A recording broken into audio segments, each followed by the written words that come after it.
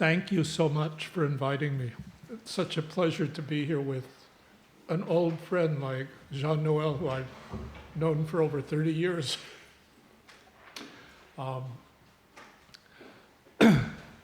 will not read a paper. I will talk about the slides. And I apologize for speaking in a barbarian language like English. I have long been interested in a genre of literature called tohoketsu, where Japanese monks would write to their Chinese counterparts. And this was frequently done within Tendai. In connection with that topic, there was an exchange between Genshin and Shimei Chire, Saming Zhili, in China. These were two of the brightest people of their century, I think. It was a complete disappointment. Genshin asked incredibly boring questions, and Zhili frequently said, "We don't have that text now." Ando Toshio did a very nice article on it, and I went through and I read the original sources, because I was curious to see whether he was correct. I think he was absolutely right. It is a boring exchange. I mentioned that to introduce the topic, because Japanese Tendai is so completely different from Chinese Tiantai. And yet at the same time, Japanese Tendai monks deeply respected the works by Juri, by Janran, and yet they interpreted them in very different ways. And that's sort of what this paper is about in terms of Rongi. I will talk about maybe three different people. I want to briefly introduce Shunjo, who I think is a fascinating person. And then we'll jump to about a century later, and we'll talk about a man named Jitsudo Ninku. And Ninku is responsible for writing many, many debate manuals, many lectures. You find more by Ninku in Tendai Shuzensho, Zoku Tendai Shuzensho, than almost anybody else. When we talk about his Rongi, we're talking about something very, very different, I think, than many of the Rongi you've heard about. For Ninku, who was never Tendai Zasu, he was abbot of Rozanji in Kyoto, and then of Sangoji, which is a Jodoshu Seizanha temple. So his Rongi were really within his school alone. They were not defending Tendai against other people. They represented an educational system. And he asked that all of his monks participate in Rongi. You can get a sense of the quality of that educational system when you look at these, because people would take very detailed notes and write extensively about the contents of the Rongi. The records we have are much more fuller than the things I've seen from other traditions of Rongi.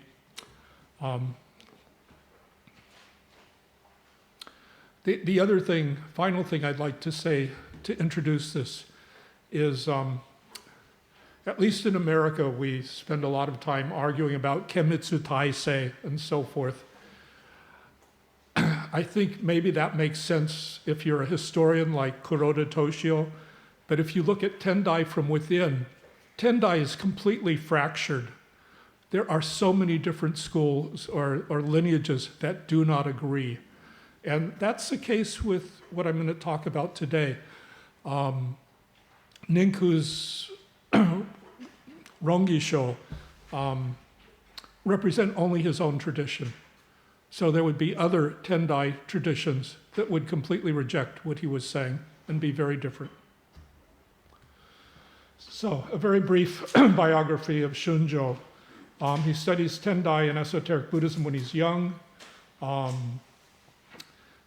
When he's 17 to 19 years old, he listens to lectures about Daoshuan Dosen, Nanzan Dosen's Gyoji Sho for about 2 years, and he's very impressed by this. He is convinced that if you do not follow precepts, you cannot be saved. And so as a Tendai monk, he does something very interesting. He goes to Kanzeonji in Kyushu, which is a temple where they would have used the Shibunritsu, not the traditional Bomo Kai that Tendai used. So he would have been more affiliated at that point with Rishu types of interpretations. But he wants to understand the difference between Tendai and Nara Buddhism. And so he travels to a number of places, temples, and finally he hears about a man named Lingzhi Yuanzhao. And Yuanzhao, if you read about Sung Dynasty Buddhism, Yuanzhao and his interpretation of monastic discipline is incredibly important. He's all over the place. He writes almost 100 fascicles of texts about Daoshuan's works, about other problems in Vinaya, and so forth. He also stresses Pure Land. So it's really Precepts and Pure Land. And once Shunzhou hears about him, he decides to go to China. And when he's in China, he will study for 3 years. He'll study Vinaya under a man, Ruan Liaohong, who's located in Mingzhou, which is close to Shime, to Mount Shime-san, which is the headquarters for that whole Shime-Chire type of tradition. And then he'll spend about 8 years studying Tendai, or Tiantai, particularly the type represented by Shime-Chire. His teacher, a man named Beifeng Zhongyan, was an avid defender of Shime-Chire's, Saming Zhili's position. When Shunzhou comes back after 12 years of studying in China, he brings back an incredible collection of texts, which would have made his temple probably the headquarters of Sung Dynasty, the study of Sung Dynasty Buddhism in Japan. So he brings back 700 fascicles of works on Tiantai. That probably was the entire corpus of Tiantai works. We don't know the titles of these books because the bibliography of what was included has not survived. He brings back 300 fascicles of texts on Vinaya, Bodhisattva precepts, as well as many texts on Huayan, on Confucianism, some on Taoism. An amazing bibliophile. He loved books. While he's in China, he studies monastic procedures, and he goes to a rainy season retreat on Mount Tiantai. And later, when he goes back to Japan, he will write about this. Most of his works have not survived. We don't have very much by him, but researchers seem to, every 5-10 years, they discover something new. And so we have a pretty good idea of what he wanted to do in terms of monastic discipline. When he finally comes back, he has a profound influence on many Japanese monks. Eisai goes to welcome him, and it's almost at the end of Eisai's life, and he brings him back to Keninji in Kyoto, and they stayed there together for a little while. Then they have a big fight over whether monks can wear silk robes or not. And Shunzhou says, no, you shouldn't wear silk. And so they part ways. Dogen probably met him, although we don't have proof of that, but there's a good article that makes the case that he did. Shunzhou influences Rishu, so Vinaya school monks. He gives them Yuanzhao's sub-commentaries on Daoshuan's works. Rishu, by the time Shunzhou goes to China, they've really lost their tradition. They really don't know what Vinaya is, and they make basic mistakes in understanding it. When they get the commentaries that Shunzhou brings back, it is a huge impetus to them. So this man was very important for them. Finally, we can think about what influence did these 700 fascicles of works have on Japanese Tendai? I think very little. before I stuck my neck out and said what I'm going to say, I talked to Matsumoto-san, who knows much more about this than I do. When you look at Tendai CDs, which have digitized text for Hochibo Shoshin, who's very close to Chinese Tiantai positions, you don't find Zhili mentioned much, hardly at all. So what I'm going to do is not talk about that, but another aspect of what he brings back. Did Yuan Zhao's works have much influence on Tendai interpretations of precepts? And the answer, to give you the answer before I talk about it, is not much. Ninku absolutely rejects them. He does not like what he sees of Chinese Tiantai positions on precepts. Anyway, Shunzhou was enormously important in Japan at that point.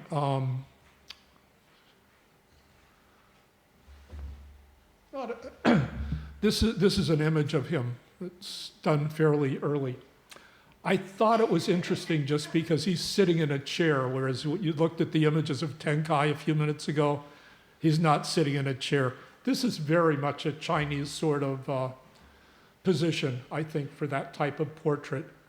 And when Shunzhou introduces these monastic discipline works, he says you should pronounce them Chinese style, not Japanese style. So let's see. This is a picture of one of the texts that survives. This is the manuscript of the Golden Light Repentance Ritual. And off to the side is written the Chinese, his version at least of the Chinese pronunciation. So when they would do rainy season retreats, again, they would use Sung Dynasty pronunciations. It reminds me a little bit of what you find today if you go to Mampukuji and you listen to the Obaku monks sort of chanting and using quasi-Chinese pronunciations. A few things, part of the list of things he brings back. Relics of the Buddha, one relic of Samantabhadra of Fugen Bosatsu, which he tells you a little bit about how that happens. The monk was praying on Omeshan, and a relic magically appeared in his hands. 18 paintings of, arhats, images of Daoshuan and Yuan Zhao. These pictures, silk paintings, would be copied, and they put in temples around Nara, where they would be following Shunzhou's instructions. Again, both seated on chairs. So this is a brief, very brief introduction to Shunzhou and why he was so interesting and so important, I think. What was his position on precepts?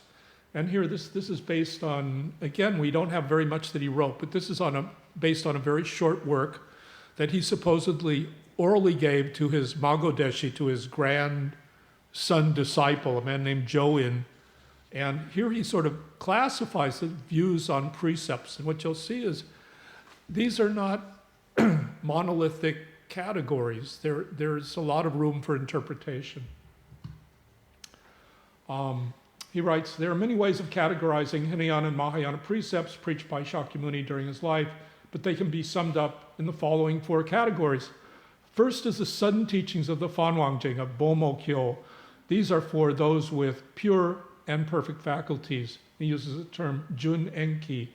And Enki, perfect faculties, is a term that was made popular, particularly by Saicho, who claimed that all Japanese had perfect faculties, and so you didn't need to use the Hinayana precepts at all. So here he's clearly referring to Japanese Tendai, and he puts that out first. And if this is a hierarchical list, which it may be, it's hard to tell. I think there's that in it. He sort of puts that at the bottom. He thinks Japanese Tendai has really gone away from where they should be.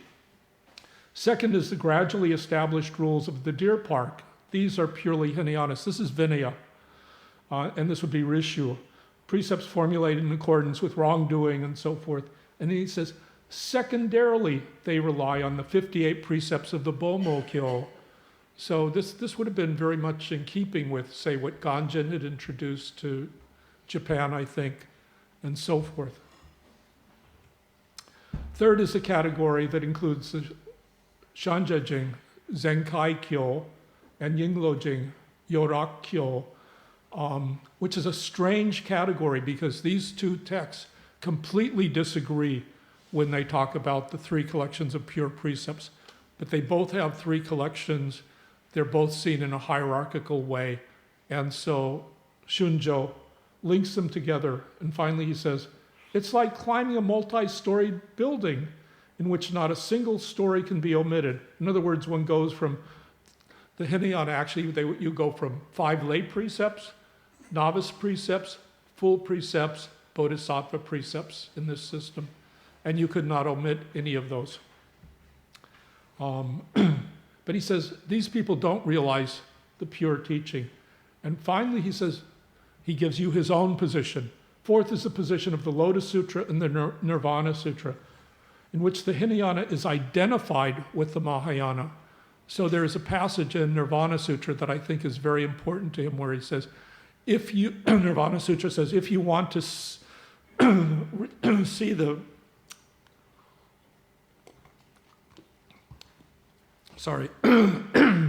see Buddha nature, you must follow the precepts.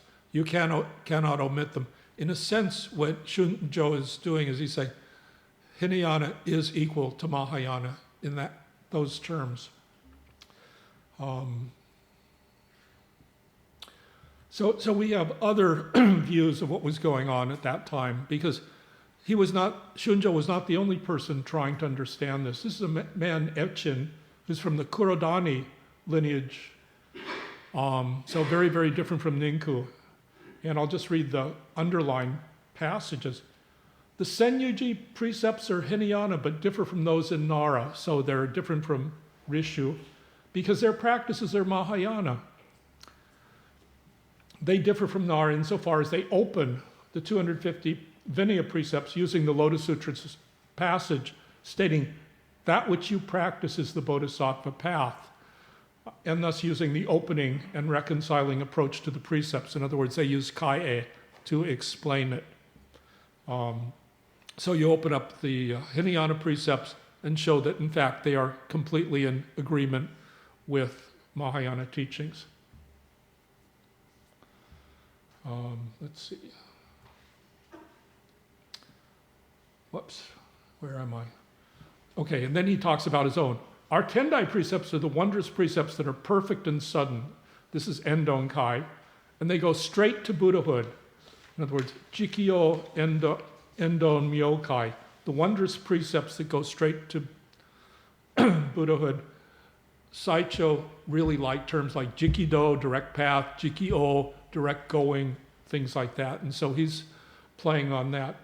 What's interesting about this is in saying that, he's saying we don't need to use a Kai-e approach anymore. That would be silly. We just have the pure precepts, perfect precepts, that go straight to what we want. And so you see with Kurodani Ryu, they're rejecting Kai-e at this point. And Ninku would pretty much do the same thing.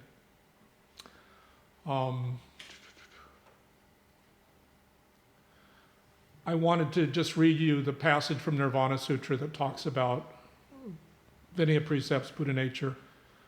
In the Nirvana Sutra, the Buddha says, I preached if sentient beings have violated precept from the 4 parajikas down to the dushkritas, the most minor precepts, they must strictly repent. If they do not observe the precepts, how will they see Buddha nature? By seeing Buddha nature, they will realize supreme enlightenment. Eventually, Shunjo and his tradition will leave Lotus Sutra behind, I think. And they do that because they're troubled by 2 different approaches found in Lotus Sutra. So you have Anraku-gyo, comfortable practices, which reject any consorting with Hinayanas at all. And then you have the passage I read earlier in which Shakyamuni preaches to a Shravaka, to a Hinayana, that which you're practicing is the Bodhisattva path. Have to decide what I'm going to read and what I'm not. Ryoa is really interesting. He's a Tendai monk who later converts to Jodo Shu, but he writes some really interesting things about precepts, but we'll skip him and just go to Jitsudo Ninku, who is sort of the heart of this. This man, I think, is brilliant, and he's also not a standard Tendai thinker. He's willing to deviate from things and have his own views on things. I wanted to sort of explore how he was reacting to the text that Shunjo brought. And to do that, I chose two topics. One is, what is the difference between Hinayana and Mahayana precepts, which is a sort of a debate area.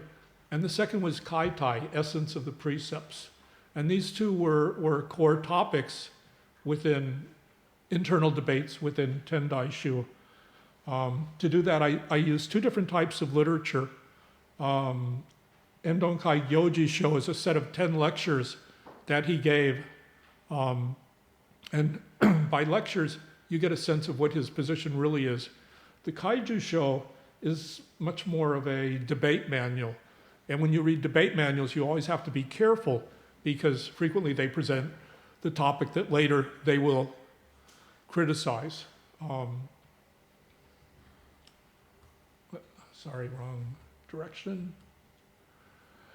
To begin with, Ninku is quite aware of Yuan Zhao, and he writes at one point, this is in his lectures, recently there's been a teacher named Lingzhi Yuan Zhao, and then he puts in small characters, this is pronounced Rinshi, not Reishi, at Senyuji, and it shows very much that Ninku was quite aware of the whole Senyuji tradition, including how they pronounce things. In another passage elsewhere, he talks about the Fusatsu, the fortnightly assembly, which is practiced at Senyuji, and talks about that a little bit. So he's quite aware of who he's criticizing here. He goes on, as a scholar of Vinaya, he wrote sub-commentaries on the three great treatises of Daoshuan, matching the meaning to Tiantai. And so Senyuji claims that they act like our perfect sudden practitioners so that their merits are said to be like those of Huiyuan and Juri. They cite textual passages and examples of sages to make their point, and thus confuse the purport of the questions and answers presented by Saicho and Ennin. So he sees Senyuji tradition as being somewhat dangerous because it's like Pepsi Cola, it's not the real thing. It just appears to be like Coke. Sorry, bad joke. He, in terms of sort of playing with these things, so he needs to devalue Nirvana Sutra, but it's hard to do because Nirvana Sutra is going to be a perfect teaching, just like Lotus Sutra. And so what he does is he says, if you look at this, the main purport, the main thrust of Lotus Sutra is criticizing its shakubuku. But the main purport of Nirvana Sutra is shoju, tolerantly accepting all teachings. And he says, we're going to follow the shakubuku sort of tradition here. And so we're rejecting Hinayana.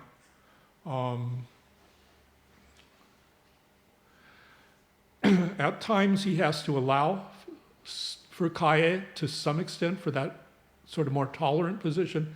And he says this can be done only under certain conditions. If a monk first receives Hinayana precepts and then converts to Tendai, then you could do it. But most of the time, no, it doesn't work. So he's fairly clear about dividing that. Let's see, how am I doing?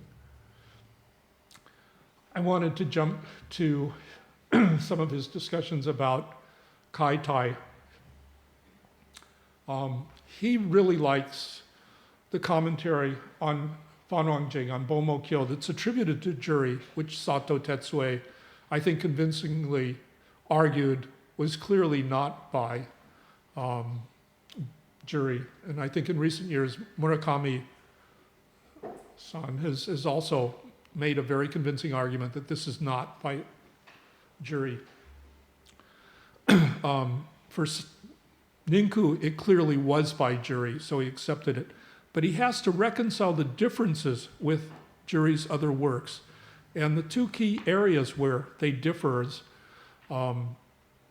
Chinese monks, Sung Dynasty, commentaries on this text all took what was a threefold exegetical tradition that you found in Juri's commentary on Bomokyo, in other words, Sanju Gengi, and they said, no, it has to be expanded to be a fivefold system, to Goju Gengi. Ninku says, no, they've completely misunderstood the thrust of the text. That's not the case.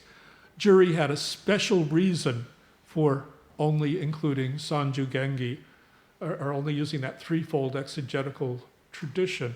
And the reason he did it was he wanted to stress the lineage that goes straight from Vairochana, who preaches Bomokyo, all the way down to worldlings, Bombu, in a far-off country called Japan during Mappo. The second area that's important here, Sato Tetsue said, if you look at Mohojirguan Makashkan, you'll see that essence of the precepts is mental. It's not physical. But Ninku really likes the idea that it's quasi-physical. So he uses this term, sho musa keshki, that appears in the commentary on Bomokyo. And he says that's the correct interpretation. And he says, the problem with saying it's provisionally form is that it sounds very much like a Sarvastivada Hinayanas position. And he says that's not what it's about. And then he cites a number of rituals, and he says when you repent, you have to have a sign from the Buddha, an auspicious sign, a koso, which is sort of quasi-physical. When you undergo the ordination, they see the kaitai approaching you and then finally entering your body. All of this is sort of, for him, this is sort of a form of keshki that he's looking at. So he goes to great extent to refute the Sung Dynasty Chinese Tiantai commentaries on this. And what he's doing is he's defending a traditional, what he sees as a traditional Japanese Tendai position. Let's see.